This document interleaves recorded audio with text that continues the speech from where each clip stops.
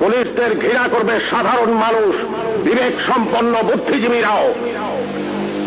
আপনারা সবাই ভুলে যাবেন AK-47 মতো মারাত্মক অস্ত্র পাওয়া গিয়েছিল আসামিদের কাছে।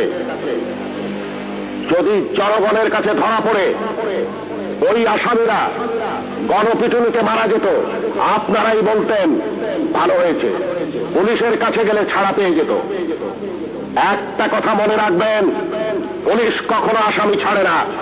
আসামি ছাড়ার অধিকার শুধুমাত্র বিচার বিভাগের। বলুন তো, AK-47 মতো রাইফেল কেন এদেশে আসবে, যা শুধু যুদ্ধক্ষেত্রে ব্যবহৃত হবে? কেন AK-47 বাংলাদেশে আসছে? কিসের আলামত? 9 শুটার বন্দুক কেন টিসিবির মাধ্যমে হাজার হাজার বন্দুক সাধারণ মানুষের হাতে তুলে দেওয়া হচ্ছে? কেন? কে জবাব দেবে? এই 9 শুটার বন্দুক দিয়ে কি হচ্ছে? হচ্ছে চাঁদাবাজি, হচ্ছে খুন, হচ্ছে সন্ত্রাস।